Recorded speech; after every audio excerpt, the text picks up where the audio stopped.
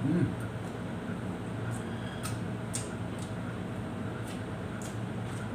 Masarap. Mm.